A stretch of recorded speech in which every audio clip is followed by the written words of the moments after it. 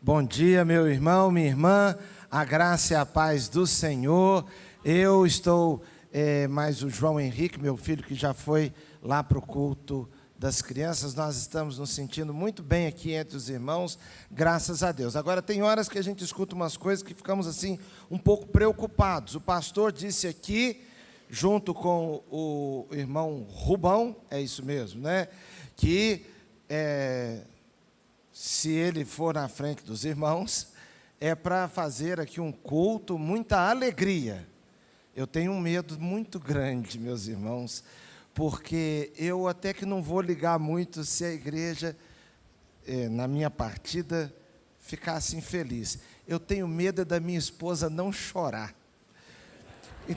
Então eu já falei lá com o pessoal, que se o meu caixão estiver lá, e ela tiver com assim um semblante muito leve, um semblante muito sorridente, é para alguém beliscar nela e falar, chora, porque pega mal para a gente demais, não é verdade? Pega bem mal, né? Eu fui num sepultamento que a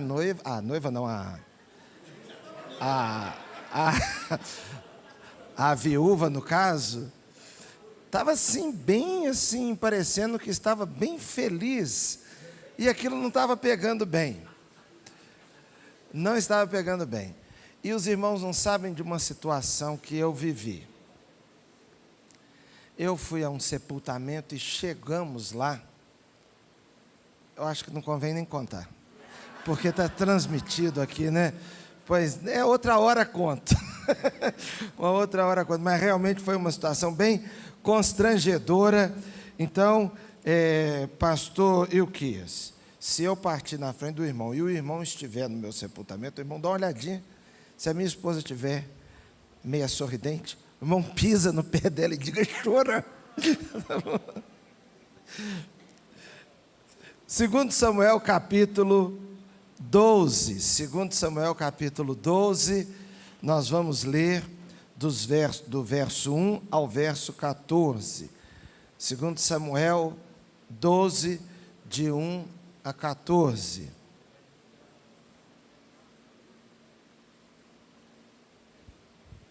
Irmãos, foi exibida aqui a foto do pastor Fernando Brandão.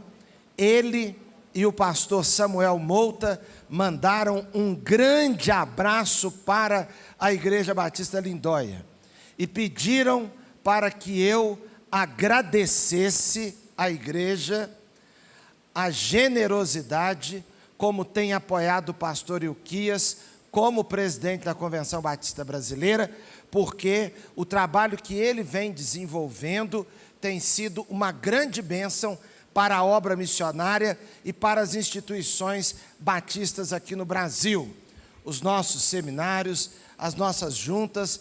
E eu gostaria, meu irmão, que o irmão sempre se lembrasse de uma coisa com relação ao pastor Ilquias e à Convenção Batista Brasileira. Quando uma igreja tem o seu pastor escolhido para ser o presidente dos batistas do Brasil todo, isso significa fala muito sobre o pastor, mas fala muito também a respeito da igreja do pastor. A Igreja Batista Lindóia, o pastor não seria o presidente da convenção se a Igreja Batista Lindóia não fosse a igreja que ela é. Então, meus irmãos, é um grande assim, uma grande mensagem para os membros da igreja. Queria assim dizer que se eu fosse membro dessa igreja, eu me sentiria muito honrado. Agora, toda honra e todo privilégio requer também um pouquinho de paciência. Não é verdade? Não tem que ter um pouco de paciência? Fala a verdade. Tem dias que você deve vir na igreja, chega aqui, o pastor não está. Aí você escuta, está lá no Ceará. Pois é, mas é assim mesmo, sabe por quê? Porque aquilo que eu falei sobre suportar uns aos outros, servir de suporte, é assim na nossa vida pessoal e é assim também na vida de uma igreja como um todo. A igreja está servindo de suporte para as outras. Ela está servindo as outras. E eu gostaria que o irmão assim lembrasse a grandeza das coisas que acontecem. Você já parou para pensar quando o pastor Ilquias participa, conduz uma decisão, uma mudança como agora? Os nossos 3 grandes seminários estão passando por uma grande mudança, conduzido, orientado pelo pastor Ilquias. Você já parou para pensar quantos milhares de estudantes vão ser beneficiados? Quantos pastores serão formados? Quantas pessoas estarão indo para o campo missionário? E a igreja Lindóia ali, suportando. Então que Deus abençoe os irmãos, que Deus fortaleça e que a Igreja Batista Lindóia continue a ser uma grande bênção para todas as igrejas batistas do Brasil. Um abraço então do pastor Fernando e do pastor Samuel Mouta, lá de Missões Nacionais, e também como nosso coordenador, o pastor Fernando, dos 3 seminários, sob a orientação do pastor Ilquias. Irmãos, 2 Samuel, capítulo 12, os versos de 1 a 14. Diz assim a boa palavra do nosso Deus: E o Senhor enviou a Davi o profeta Natã. Ao chegar, ele disse a Davi: 2 homens viviam numa cidade, um era rico e o outro pobre. O rico possuía muitas ovelhas e bois, mas o pobre nada tinha, senão uma cordeirinha que havia comprado.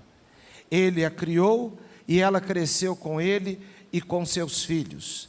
Ela comia junto dele, bebia do seu copo e até dormia em seus braços. Era como uma filha para ele. Certo dia, um viajante chegou à casa do rico, e este não quis pegar uma de suas próprias ovelhas ou de seus bois para preparar-lhe uma refeição. Em vez disso, preparou para o visitante a cordeira que pertencia ao pobre. Então Davi encheu-se de ira contra o homem e disse a Natã: Juro pelo nome do Senhor que o homem que fez isso merece a morte. Deverá pagar 4 vezes o preço da cordeira, porquanto agiu sem misericórdia. Você é esse homem, disse Natã a Davi. E continuou: Assim diz o Senhor, o Deus de Israel: Eu o ungi rei de Israel e o livrei das mãos de Saul.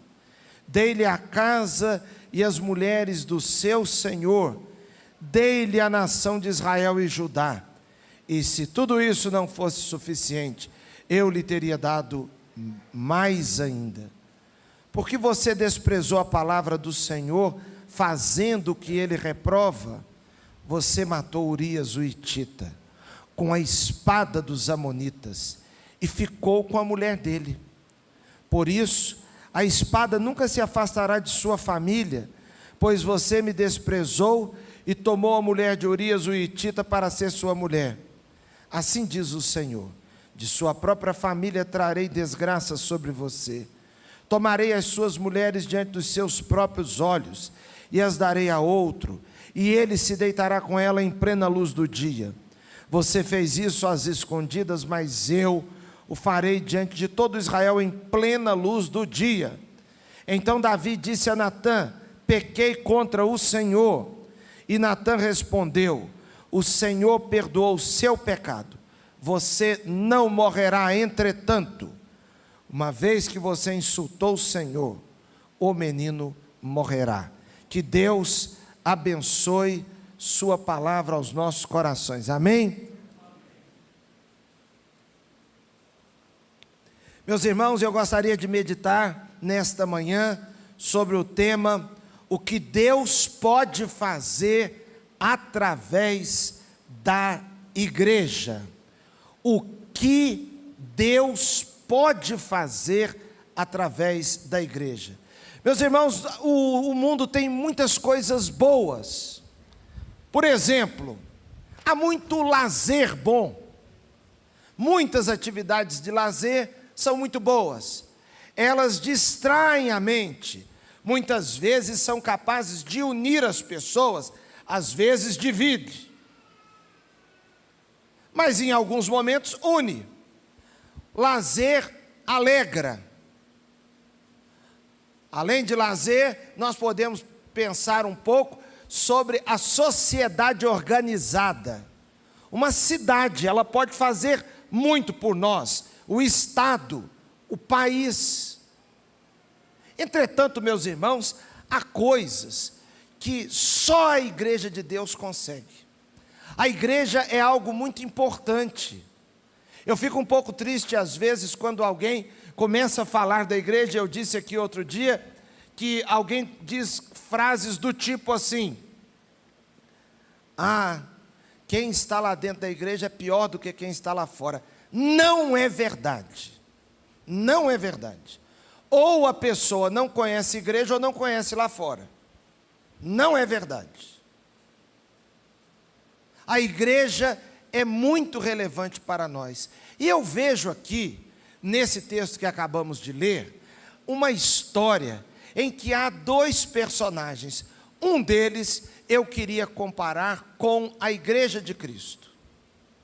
Um aqui faz papel da igreja. O outro é a pessoa abençoada pela ação da igreja. Quem faz o papel da igreja aqui, na minha opinião, é o profeta Natã.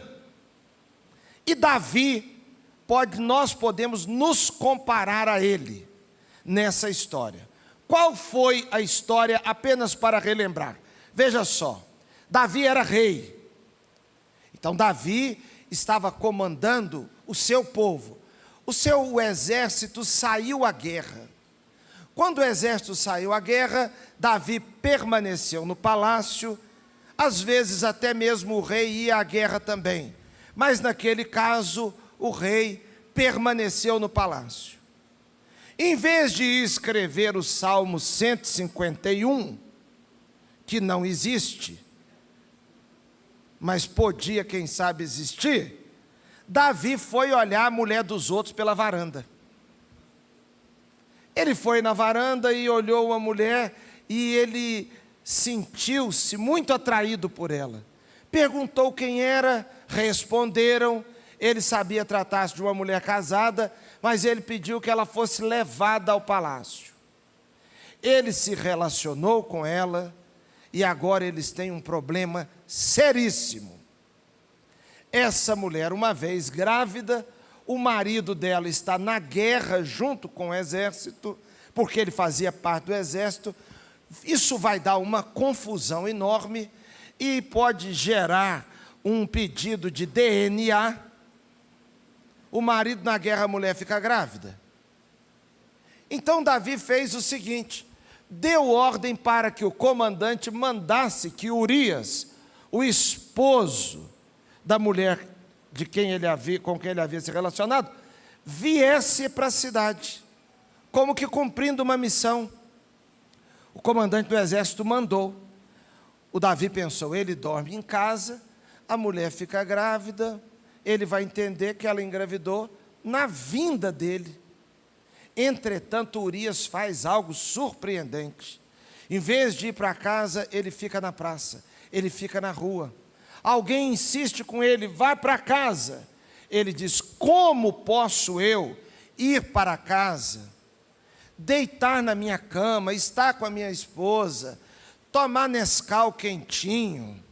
Como posso eu ligar o ar-condicionado e ficar de boa em casa, enquanto o meu comandante e os meus companheiros estão no relento, na guerra? De modo nenhum. Irmãos, Urias era um homem de muito valor. Urias era um homem de grande caráter. Então Davi manda um recado para o comandante: coloque-o na pior parte, no pior ponto, no mais perigoso ponto da guerra, naquele lugar que ele ficará mais vulnerável. E assim foi feito, e Urias morreu, porque o exército amonita o matou. Meus irmãos, que história complicada. Esse Davi aí somos nós. Talvez você pode dizer assim: pastor, eu nunca fiz uma atrocidade dessa, mas eu quero lhe dizer que tem potencial para fazer. Porque às vezes nós ficamos a imaginar assim: eu nunca fiz uma coisa dessa. Talvez não fez porque faltou coragem, mas ruindade tinha. Entendeu? Um dia uma pessoa disse para mim: pastor, eu nunca assaltei um banco, por exemplo. Eu falei: porque faltou coragem. Porque quem rouba 10 reais já demonstra que tem potencial. Talvez se tivesse uma oportunidade, não tivesse medo do tiroteio, não tivesse medo de uma série de coisas, teria pegado também. Então nós aqui representamos Davi, individualmente, como pessoas. Agora você veja aí o Natã. O Natã é o profeta. O Natã soube e foi até ele e contou para ele a seguinte história: um homem possuía muita riqueza. Seu vizinho tinha apenas uma ovelhinha. Essa ovelhinha era tratada com tanto mimo que virou um pet na casa dele. Até dormir com eles, a ovelhinha dormia. E a ovelhinha foi criada como uma filha. Esse negócio de humanização de bicho parece que está meio antigo. A ovelhinha foi criada como uma filha. O rico recebeu visita e tinha que preparar um jantar para a visita. Em vez de pegar do seu rebanho gado ou uma ovelha, um animal do seu rebanho, pegou a única ovelhinha do pobre e a preparou e a serviu para a janta. O Davi disse assim: esse homem merece a morte. Aí o profeta Natã diz assim: esse homem és tu. Irmãos, a igreja representada por Davi aqui, por Natã, vamos aprender algumas coisas. Irmãos, a igreja ela faz por nós algo extraordinário, porque através do raio-x da vida do outro, através do raio-x de si mesmo, ela mostra, ou através de um raio-x da vida do outro, ela mostra a mim mesmo, a você mesmo. Quando Natã chegou e contou a história, aquela história era a história de uma outra pessoa, ao mesmo tempo era a história de Davi, porque as nossas histórias se confundem, irmãos, e na igreja nós descobrimos isso. Você ouve falar de uma pessoa que era uma pessoa que tinha aversão ao nome de Deus, mas você já teve aversão ao nome de Deus? Você ouve falar de uma pessoa que tinha um sentimento negativo com relação à igreja, mas você já teve um sentimento negativo com relação à igreja? Você ouve falar de uma pessoa orgulhosa, mas você já foi muito orgulhoso, muito orgulhosa. Você ouve falar de uma pessoa que vivia em adultério, mas você também já viveu em adultério.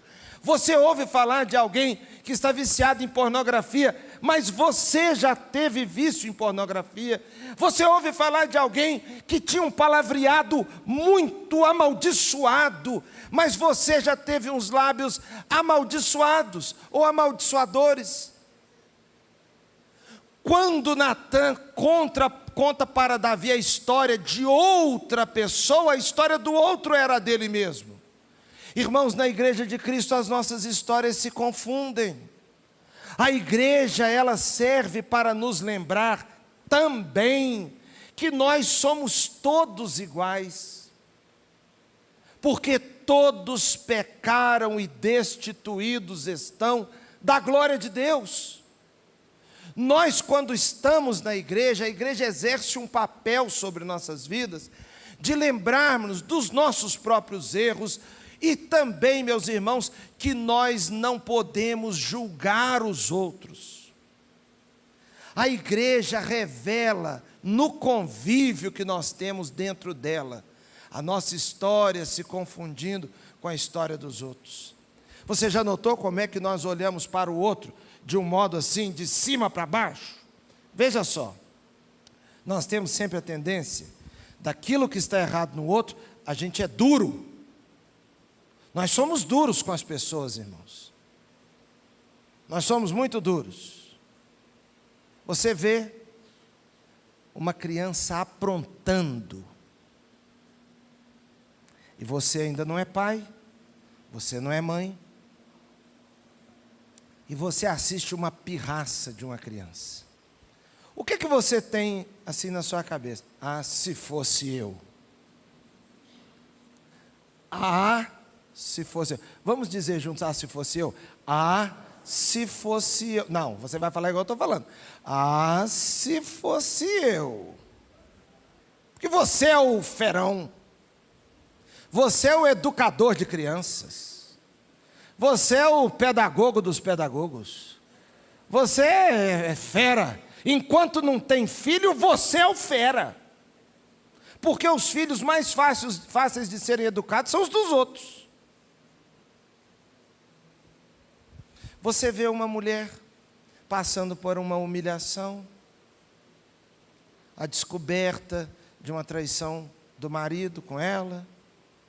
Aí você diz, ah, se fosse eu. Ah, se fosse comigo. Comigo não tinha uma segunda vez. Pois é. Nós somos assim, irmãos. Nós, olhamos todo mundo de cima para baixo. Agora veja uma coisa aqui. Aquele homem, esse que eu estou começando a falar dele agora, aquele homem havia sido criado por um pai muito correto, mas muito severo. Então, na casa daquele homem onde ele foi criado numa casa onde o pai olhava, a mãe olhava, os filhos obedeciam. Porque os pais antigamente tinham controle remoto na cabeça. O pai olhava, já havia Wi-Fi. Entendeu? A criança captava logo. A criança captava. Eu me lembro que meu pai estava conversando com outro adulto, a gente chegava assim, dando aquelas palavras meio apavoradas, ele olhava, a gente se recolhia imediatamente ao local apropriado. Não precisava falar nada. O meu pai não é pastor, mas o meu pai ficou à frente de igreja como vice-presidente da igreja, diácono, muitas vezes. Eu tenho uma irmã que é muito bagunceira até hoje. Chama-se Viviane. Essa eu posso falar e tomara que ela estivesse escutando. Pois é, eu passei a pensar que toda Viviane é bagunceira por causa da minha irmã. Nós temos Viviane aqui?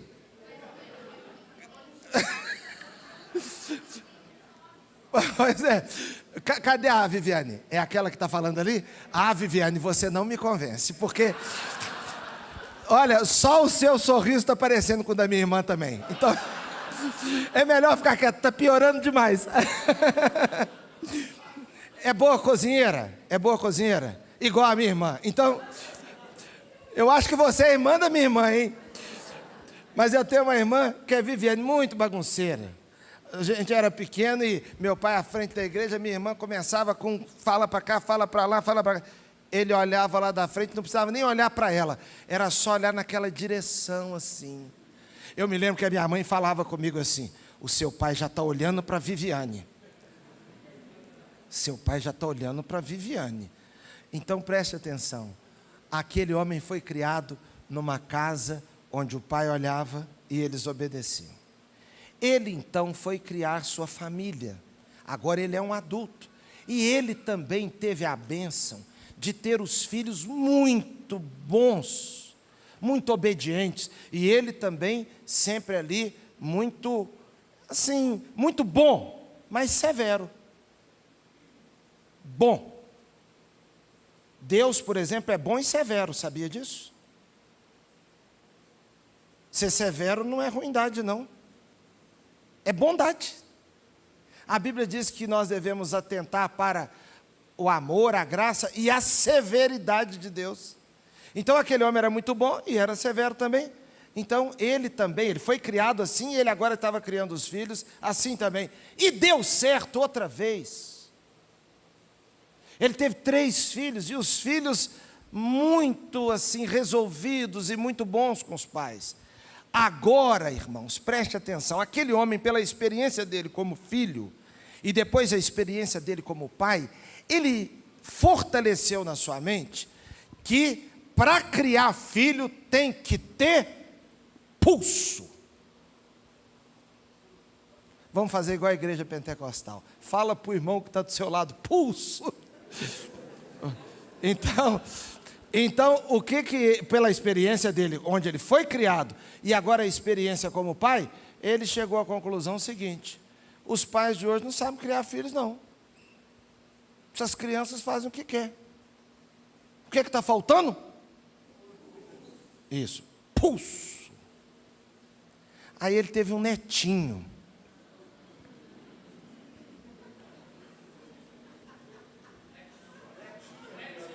Netinho. Ele teve uma netinha chamada Viviane. Não. Não, vamos parar com isso. Ele teve um netinho chamado João, tá bom? Ele teve um netinho chamado João, talvez Ilquias, não sei. Ele teve um netinho chamado João. Mas aí, irmãos, a teoria dele foi: para criar filho tem que ter. Mas aí ele vive agora uma situação que a cabeça dele não se programou. O netinho João, tão querido, tem um transtorno chamado TOD.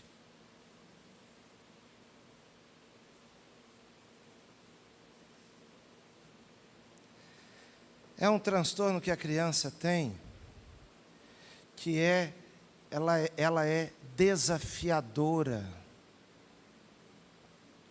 Então, se você diz assim, deixa a água para o pastor, a tendência da criança será ir direto na água e pegar água. É um transtorno. Se chega no pediatra e tem que esperar ali, aí a mãe diz, senta aqui, ela levanta daqui e corre para lá. Se disser, volta aqui, ela não volta, ela vai para mais longe. Se entra dentro do consultório, não mexe em nada, ela começa a mexer em tudo. E preste atenção, aquele vovô que desenvolveu por causa da experiência como filho, que foi uma experiência bem sucedida, e depois a experiência como pai, a experiência bem sucedida, e que no primeiro caso como filho e agora como pai, ele estava assim muito firmado na autoridade, na força da voz, na força do comando. Agora ele tem um filho, um netinho, que vai levar, meu irmão, essa teoria toda por água abaixo. Porque quanto mais pulso, pior fica. Você já parou para pensar que às vezes a vida nos apresenta situações para as quais nós não temos a menor condição? Tudo que a gente pensou, tudo que nós achamos, tudo que nós defendemos, aquilo desmorona tudo. Só que quando a gente olhava para o outro, nós diríamos, esse homem merece a morte. Se você estivesse num culto e aquele netinho desse homem estivesse num culto e começasse a fazer alguma coisa, você talvez e eu talvez olharíamos e diríamos assim, o que falta nessa criança é um pai, uma mãe com pulso. Só que quanto mais pulso, pior fica. Irmãos, nós julgamos as pessoas com muita facilidade, porque não sabemos os dramas que elas vivem. Não sabemos. Você às vezes acha que uma mulher é uma boba, é feita de palhaça. Você não sabe talvez o porquê que ela perdoou, porquê que ela passou por cima, porquê que ela prosseguiu, porquê que ela continuou. Você vê um pai e uma mãe realizando alguma coisa que não tem a menor ideia do que está por trás daquilo tudo. Irmãos, quando Davi escutou a história do outro, ele diz, esse homem merece a morte. Aí a igreja, através de Natã, mostrou, aqui, essa história, sabe quem é esse homem? Colocou o espelho na frente dele, és tu.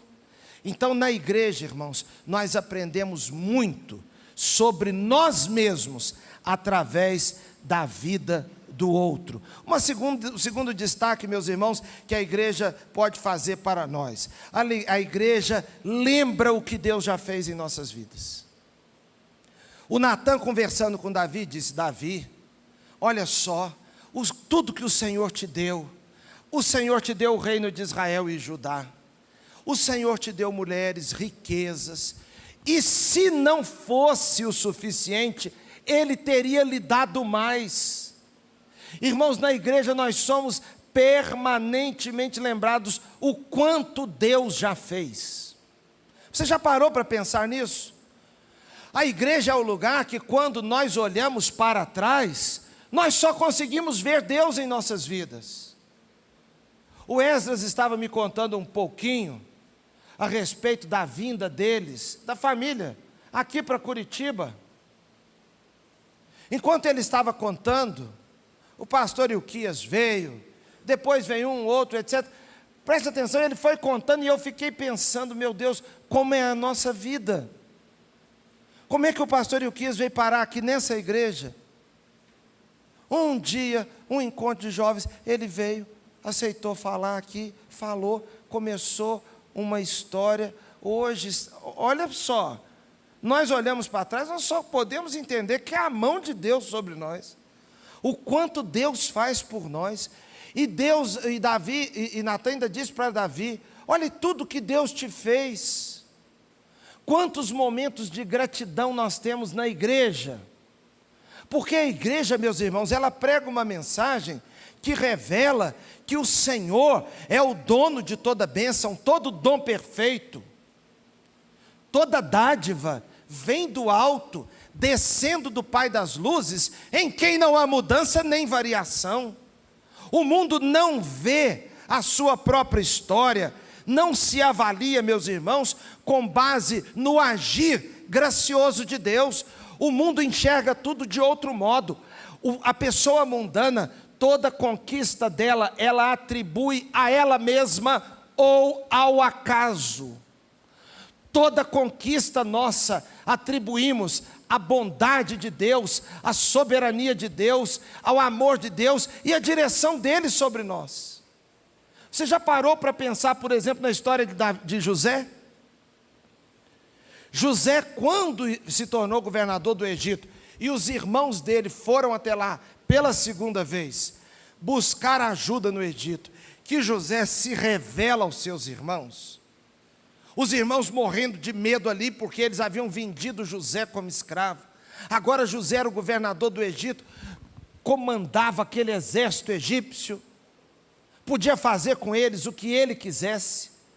Aí José disse assim: não tenham medo, não tenham medo, porque não foram vocês que me enviaram para cá, foi Deus que me enviou para cá. Davi, meus irmãos, caiu em erro, porque ele esqueceu o quanto Deus já tinha feito. Um espírito de gratidão em nossas vidas faz com que nós andemos em santidade, porque você tem aquele respeito, porque você reconhece que tudo que você tem recebido é a mão de Deus. Eu estou vendo aqui muitos casais aqui bonitos. Às vezes alguém chega para um casal, para o marido ou para a mulher e diz: vocês formam um casal bonito? Aí a pessoa diz assim: mas eu soube escolher, né? Soube nada, meu irmão. Soube escolher nada. Foi a misericórdia de Deus na sua vida. Porque se dependesse de você, você tinha casado com aquela mulher que hoje você olha no Facebook e fala: mas ela está horrorosa, hein?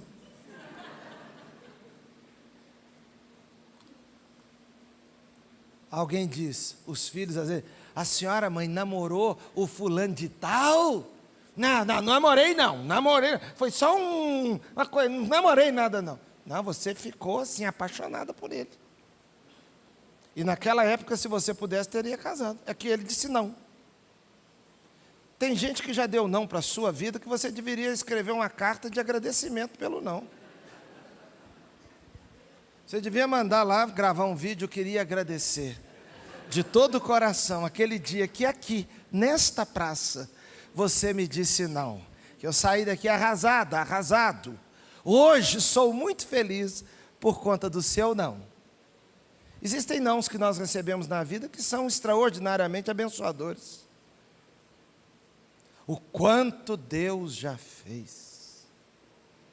A igreja lembrando para Davi tudo que Deus tinha feito. Disse, olha, te tirei de trás das malhadas. Você não era ninguém. Irmãos, nem o pai de Davi acreditava que ele pudesse ser rei. E olha que pai e mãe acham que os filhos podem decolar. Uma terceira coisa que eu queria destacar. A igreja nos lembra, e a igreja faz isso constantemente. Ela lembra que nós podemos muito, mas nós não podemos tudo. Poder muito não é poder tudo. Você pode muitas coisas, mas não tudo. Engraçado que essa mensagem da igreja é contracultural, é contra a cultura. A cultura do nosso tempo diz que você deve fazer o que você está com vontade de fazer. O mundo diz assim, está com vontade? Então faça. Olha, eu tenho visto, para os psicólogos não ficarem chateados, tá? Eu tenho visto pastor e psicólogo. Tenho visto pastor, psicólogo, conselheiro, psiquiatra, etc. Um monte de gente. Quando está assim, numa situação muito complexa com alguém que está aconselhando, e que não sabe o que fazer, aperta um botão e diz assim, faça o que você está com vontade.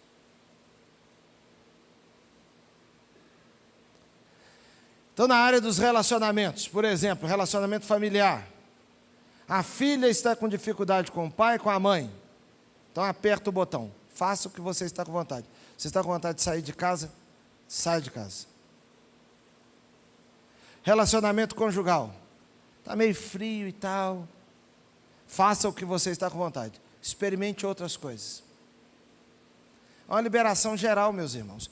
O mundo está achando que amar é estabelecer falta de limites. Mas não é.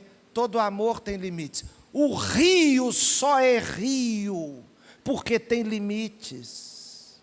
Porque se você tirar do rio as suas bordas, a água se espalha e acaba o rio.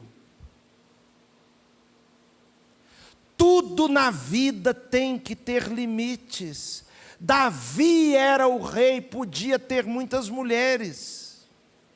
Davi tinha muitas riquezas. Davi tinha um restaurante só para ele, muito especial. Davi tinha roupas especiais, mas a mulher de Urias, ele não podia tomar. A mulher de Urias não. Por quê? Porque era de Urias. Então há coisas que nós desfrutamos, irmãos, que são maravilhosas, mas nós não podemos tudo. A igreja às vezes se torna aquele elemento meio incômodo assim na vida da pessoa. Por quê? Porque ela vem na igreja e ela escuta falar de pecado. E ela não quer ouvir falar de pecado. Um dia uma pessoa disse para mim, porque a igreja criou a ideia de pecado. Outro dia, pastor, e agora está uma coisa estranha.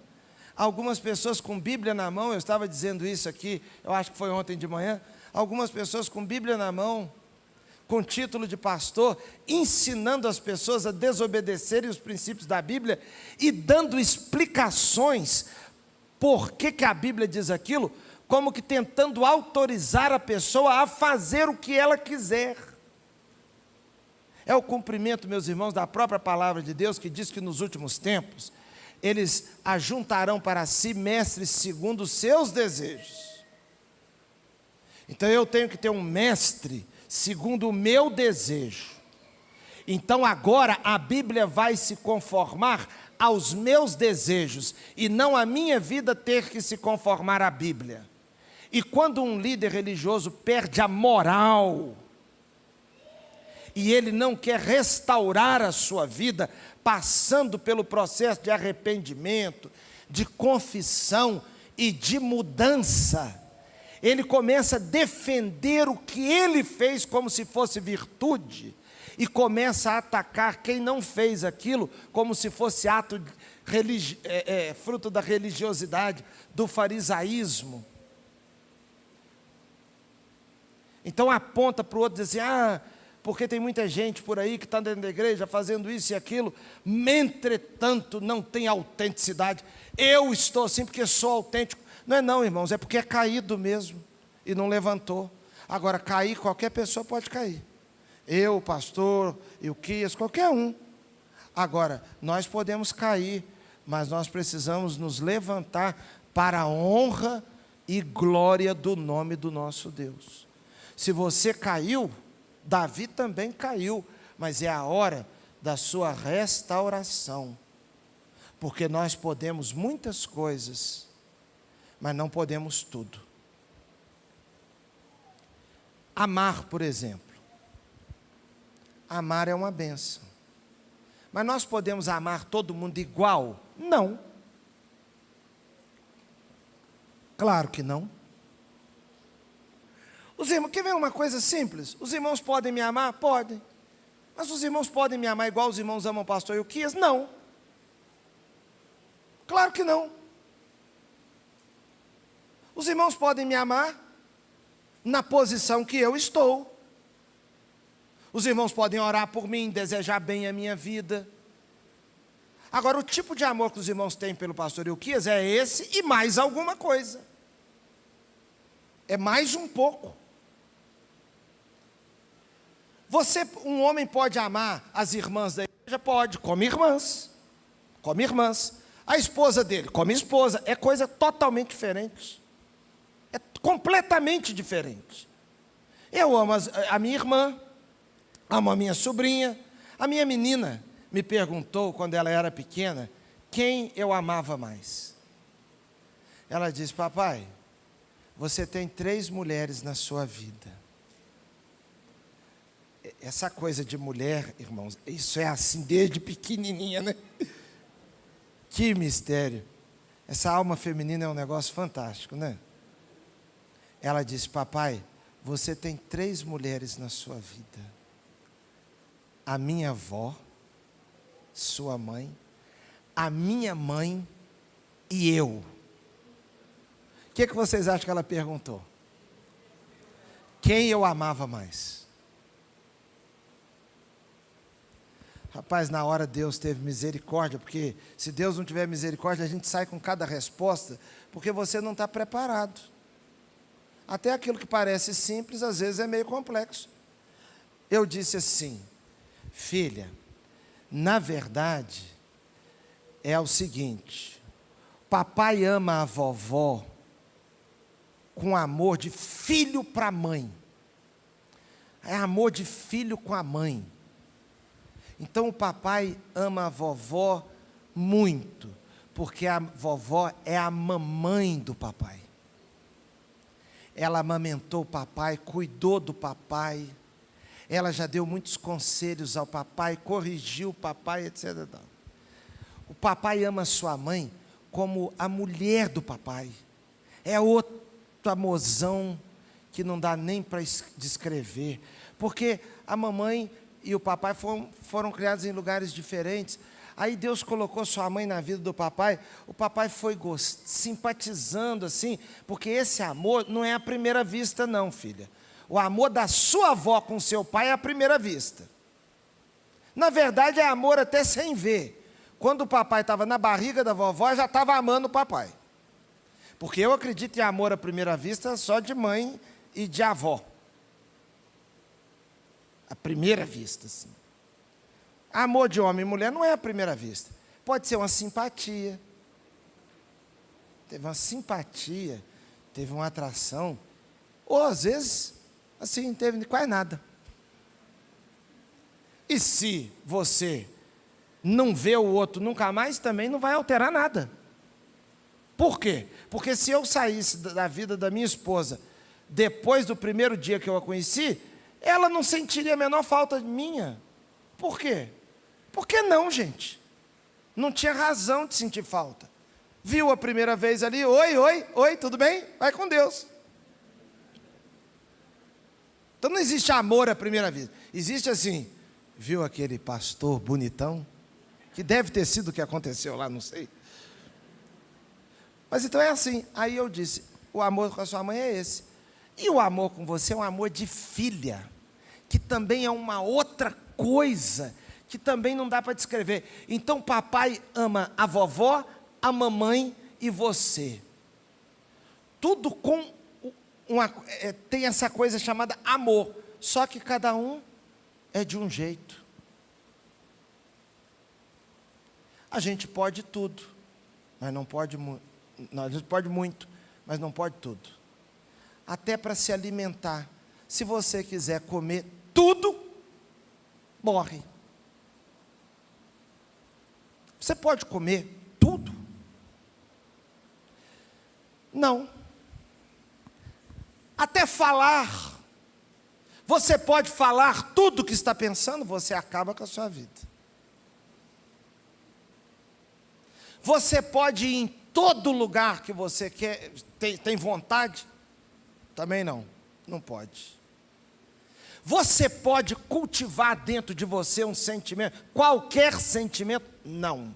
Você tem que cuidar. Então a igreja lembra que nós podemos muitas coisas. Irmãos, aquilo que Deus nos deu é tão variado, é tão grande e é suficiente. Agora uma quarta verdade que a igreja nos ensina. É a verdade, meus irmãos, de que toda semeadura será seguida de uma colheita. É a igreja que avisa isso através da pregação. Tudo que o homem semear, isso também ceifará. No caso do Natã com Davi, Natã disse para Davi, olha rei, porque o Davi disse, eu pequei. Olha que coisa maravilhosa. Davi reconheceu que pecou. Eu pequei. Aí Natã disse para ele, então você não morrerá, é a misericórdia de Deus. Porque o Davi disse que o homem que tinha ficado com a ovelhinha única do outro lá merecia o quê? A morte. Então ele deu a sentença, a morte. Mas Natã disse, não, você não vai morrer. Entretanto, o filho que você tem com esta mulher, ele vai morrer. Por quê? Porque tudo que nós semeamos tem uma colheita. Irmãos, a igreja às vezes parece um pouco antipática em alguns momentos. A igreja parece um pouco incômoda. Uma pessoa que frequentava a nossa igreja, membro da nossa igreja há muitos anos, saiu da igreja. E começou a ter uma prática e defender uma prática que a Bíblia condena. Aí um dia encontrou com alguém da nossa igreja e a pessoa disse, poxa fulano, você sumiu, volta na igreja. Sabe o que ele respondeu? Não dá para ir na nossa igreja mais não. A pessoa perguntou, por quê? Nossa igreja fala muito contra o pecado. Aí a pessoa começou a não entender, disse, mas como assim? Ele disse, a gente quer levar um visitante, alguém, em vez de chegar lá, o pastor botar a gente para cima, botar a gente para pensar positivo, fica falando contra o pecado. Irmãos, às vezes, a igreja é um pouco incômoda. Por quê? Porque ela lembra que nós temos as nossas escolhas e os nossos erros, mas isso é seguido de uma colheita. E a colheita de Davi foi difícil, irmãos. Deus poupou Davi. Mas olha, um filho de Davi, Absalão, quis tomar o reino do pai. E Davi podia acabar com Absalão, mas ele ficou assim temeroso. Ele não quis levantar a mão contra o próprio filho. Ele acabou fugindo do filho. O filho toma o palácio e toma as mulheres do pai e tem relação com elas à luz do dia no terraço. Aquilo, meus irmãos, era uma afronta no mais alto grau. Porque as coisas do rei, por exemplo, a mula do rei, só o rei poderia montar nela. A carruagem do rei, o carro que o rei usava, a roupa do rei, as mulheres do rei, então era assim algo muito protegido. O Absalão foi lá e afrontou o pai no máximo que podia. E uma outra coisa, a confusão na família de Davi. Um irmão contra o outro. Um filho de Davi violentou uma irmã, uma filha de Davi. Irmãos, Charles Swindoll diz que esses meninos, Aminon, Absalão, outros filhos de Davi, estavam vivendo uma fase da adolescência para a juventude, quando aconteceu com o pai o pecado com Betseba, e que eles acabaram provavelmente tendo sido influenciados por esse acontecimento. Eu queria chamar a sua atenção para uma coisa. Tantas e tantas vezes, irmãos, estamos sofrendo alguma coisa e nós nem fazemos ligação com algum erro que estamos cativando ou cultivando. Mas a igreja nos lembra que tudo que semearmos, ceifaremos. Só a igreja faz isso. O mundo nos libera para as nossas loucuras. Eu preciso muito da igreja. Eu já falei, pastor Euquias, com algumas pessoas. Se um dia me ver fazendo alguma coisa que não convém, por favor, fale comigo. Eu tenho uns amigos, pastor Euquias, que eu fiz até um pedido muito sério. Se eu assim como que perder a cabeça, começar a agir como pastor de um jeito que vocês julgarem que é uma maneira que está muito inconveniente, vocês, por favor, vão atrás de mim. E se eu disser que não quero falar com vocês, vocês não acreditem. Vocês me pegam, me sequestram, me levam para algum lugar, me prendem dentro de algum quarto. Se eu falar, por exemplo, que eu não quero mais a minha mulher, vocês não acreditem. Me pega, me coloca numa ilha com ela sozinho, me larga lá. Se eu começar a fazer alguma loucura, eu peço por gentileza. Sabe, e tem um pastor em nossa igreja, que ele tem o meu localizador, sabia? Eu tenho um sobrinho, que eu vou colocar o meu localizador no telefone dele. Eu não coloquei ainda, mas já falei com ele. Eu quero que ele saiba qualquer lugar que eu estiver. Qualquer lugar. Esse sobrinho é um sobrinho pastor que eu tenho. Porque, meus irmãos, coisa mais triste é nós sermos deixados por conta de nós mesmos. Quando alguém da igreja pergunta como a gente está, quando você reencontra uma pessoa da igreja que sabe de uma dificuldade sua, aquele encontro está te protegendo. Pastor Euquias, eu quero fazer um pedido aqui, publicamente, aqui está sendo até transmitido. O senhor, pastor, por favor, entra no grupo, que se souber que eu estou fazendo alguma coisa, corra atrás de mim. Corra atrás de mim. Se eu começar a falar umas asneiras por aí, eu peço, irmão, pacientemente, que me lembre que eu não posso tudo. E eu quero fazer um pedido a você, meu irmão.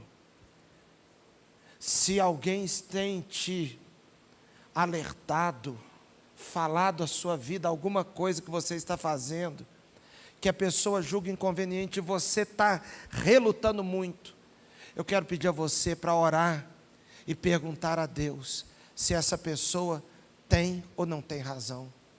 Pare de responder e pare de empurrar a pessoa, de um modo muito especial se essa pessoa fosse sua mãe ou seu pai. Porque dificilmente o seu pai ou sua mãe estão te chamando a atenção por uma coisa errada, por uma coisa, estão te apontando um caminho errado. Eu quero pedir uma coisa aqui aos maridos. É melhor a gente acreditar mais nas esposas. É melhor. Se a sua esposa, por exemplo, disser assim: amor, fulana de tal te olha diferente. Não debate, não. Não começa a debater, começa a argumentar, falar que ela é maluca. Não, é a sua santa maluquinha. Você fica com a maluquice da sua esposa e abandona a esperteza das outras. Fique com a doideira da sua esposa.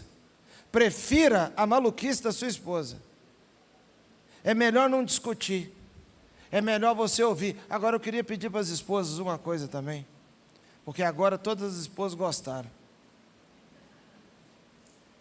Escute o seu marido. Às vezes é melhor escutar e aceitar.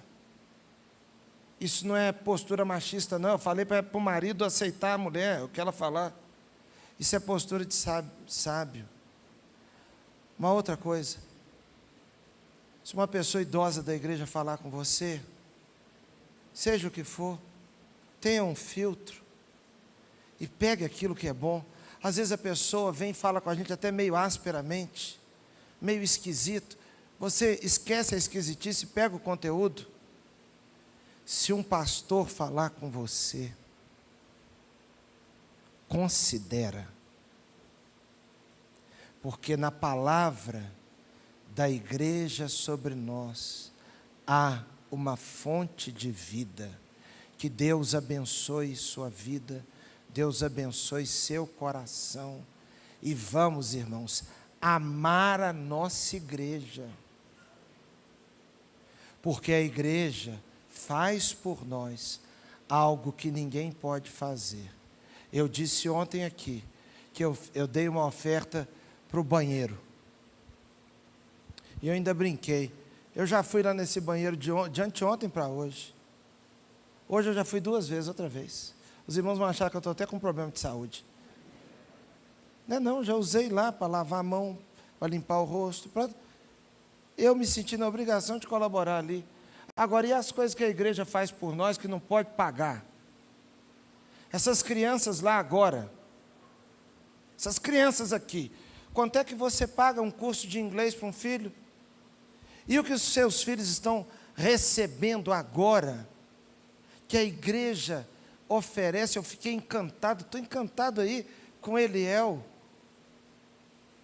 com a Esther. Ontem no carro, eles começaram a cantar. Eu fiquei pensando, meu Deus, tanta criança, adolescente, cantando. Cada coisa que a gente fica com vergonha até de pronunciar. Agora essas crianças falando essas coisas tão lindas aqui. Irmãos, que Deus nos abençoe, amemos, tenhamos paciência e seja você um suporte para a sua igreja. Que Deus nos abençoe.